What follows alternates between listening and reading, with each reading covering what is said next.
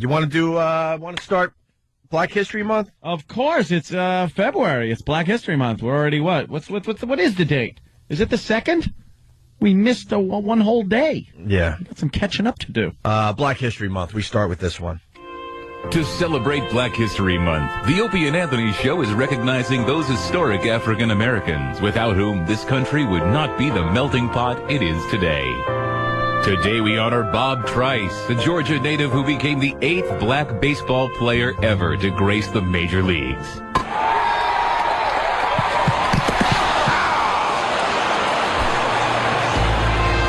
Stay tuned for more icons of Black history on the Opie and Anthony Show.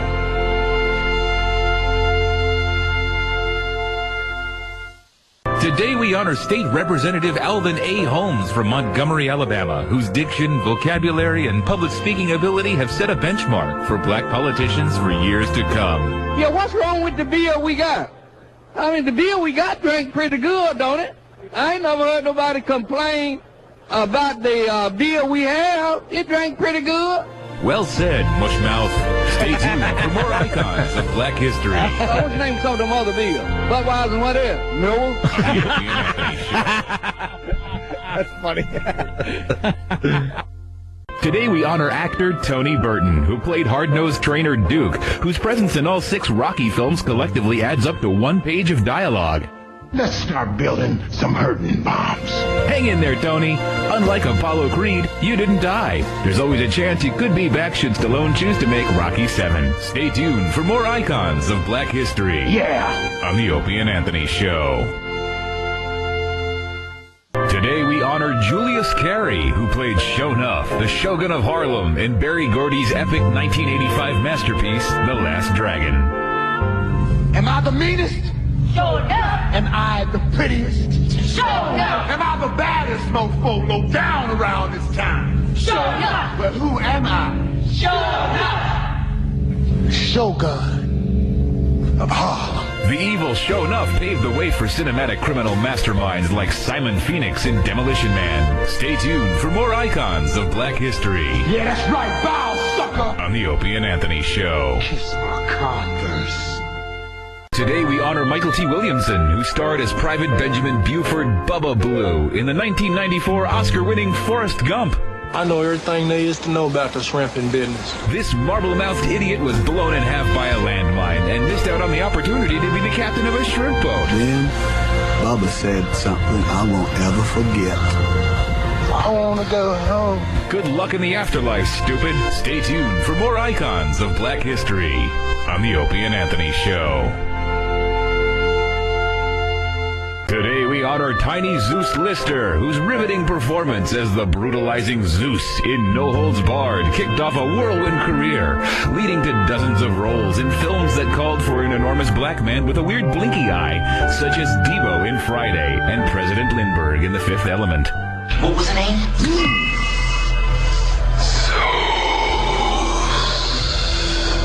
A black president. Right. Stay tuned for more icons of black history on the Opie and Anthony Show. Today we honor Larry B. Scott, whose role as the swishy geek Lamar in the 1984 cult classic Revenge of the Nerds and subsequent sequels opened the door for such memorable roles as Reggie in Iron Eagle and Garage Attendant in Another Stakeout. I bet you we'll have the highest grade point average of any chapter you've got. And we certainly won't discriminate.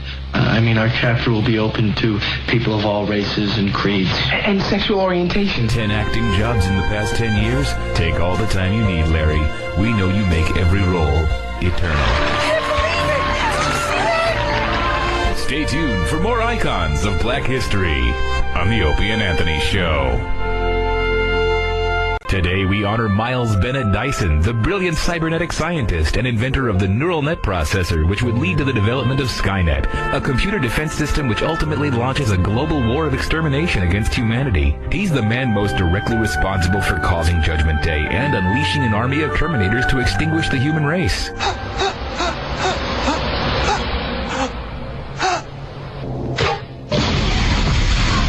honorable mention also goes to Dyson's wife, Teresa, who loses all composure when the T-800 slices open his arm, exposing a metal endoskeleton. Oh, Jesus!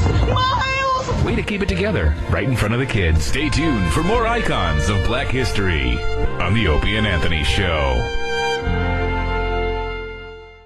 Today we celebrate Jamie Foxworth, known best for her work as Judy Winslow on the sitcom Family Matters, playing the Winslow's youngest until being written off in 1993. In 2000, with an empty bank account and a full-blown drug habit, Judy took her career in a new direction, adopting the moniker Crave, and landed roles in such epics as My Baby Got Back 29 and Booty Talk 20, Superfine Sisters.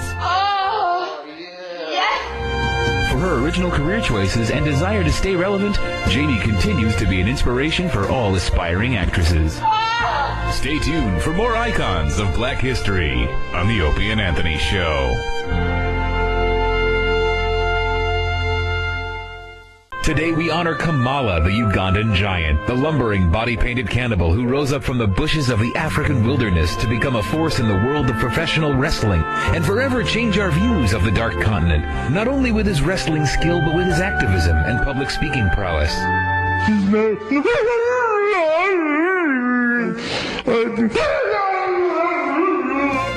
Truer words were never spoken.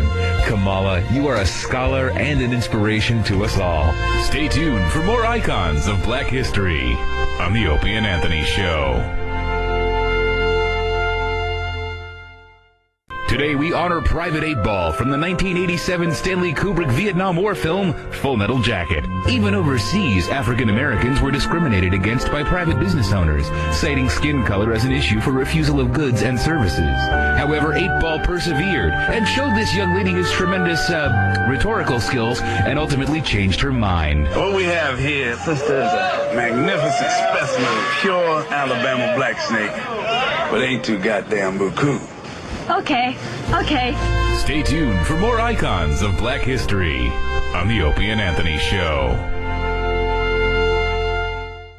Today we honor the happy-go-lucky basshead from the Hughes Brothers' 1993 urban drama, Menace to Society. Without a home, clean clothes, or a care in the world, this lovable little scamp, although down a few bucks, wouldn't be deterred from his goal, bartering at first for goods, then for services. Check this out, man. I got these burgers, man. They some double cheeseburgers. Nigga, I just ate. Man, I just ate. Fool, I don't want no motherfucking cheeseburger. Man, come on, man. Wait, man. Man, I suck your dick. Come on, man. Just hook me up. What the fuck you just say, nigga? Man, I said I suck your dick. Come on, man. Just get me fucked. If at first you don't succeed, try again. Bad pun intended. Stay tuned for more icons of Black history. Man, I suck your dick. On the Opie and Anthony Show. Today we honor Marvin from the 1994 Quentin Tarantino blockbuster Pulp Fiction. While his time on screen was brief, his hysterical performance made a lasting impression in our minds and in the back of Jules Winfield's car. Marvin, what do you make of all this? Man, I don't even have an opinion. Well, you gotta have an opinion. I mean, do you think that God came down from heaven and stopped it? Oh, fuck's happening? Oh, man. Well, God didn't stop that one now, did he? Oh, man, I shot Marvin in the face. Why the fuck you do that? Stay tuned for more icons of Black history on the Opie and Anthony Show. Today, we honor civil rights pioneer Stephen Stax Edwards from the Martin Scorsese mafia masterpiece, Goodfellas. Stax blazed a trail for all minorities seeking employment with La Cosa Nostra by working his way up from small-time crook to truck driver for one of the largest cash robberies in the history of organized crime. You can bring coffee? Why, look, like a fucking caterer? I thought you had one of your bitches in here. Yeah, I did. Where the fuck is she? However, Stax wasn't the sharpest knife in the drawer, and his tenure with the mob was cut short when instead of properly disposing of the aforementioned truck, he got high and went to his girlfriend's house and fell asleep. Stay tuned for more icons of Black history on the Opie and Anthony Show. Today we honor Quahog's own Ollie Williams, resident Rhode Island weatherman. Ollie was the first black member of the Channel 5 news team and is known for his Blackie weather forecasts. It's a rain! Ollie has displayed his versatility on air, doing guest spots as a traffic correspondent. Everybody looks like ants! Nice work, Ollie. I saw a fish! You sure did, Ollie. You sure did. Stay tuned for more icons of black history on the Opie and Anthony Show. Today, we honor the Doctor of Style, Slick. This exalted Afro-American from the world of professional wrestling redefined the way we think of the sport with his gift of gab and undeniable logic. This is the Slickster's third law of wrestling dynamics. See, we are three men, and they are two men, and three men's will always be two men's. That's right, Slick. Three mans do be better than two mans. Stay tuned for more icons of black history on the Opie and Anthony Show. Today, we honor Officer Moses Hightower from the Police Academy film series. After years spent organizing orchids, Hightower felt it was time for a change and left the flower shop to pursue a career in criminal justice. I got bored with my chosen profession. What was that? I was a florist.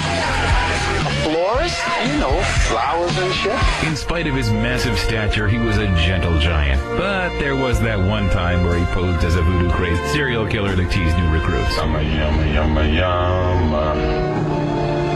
Yumma, yumma, yumma, yumma, yumma. Those movies just get funnier and funnier with every sequel they crank out. And with that, we bid farewell to Black History Month on the Opie and Anthony Show.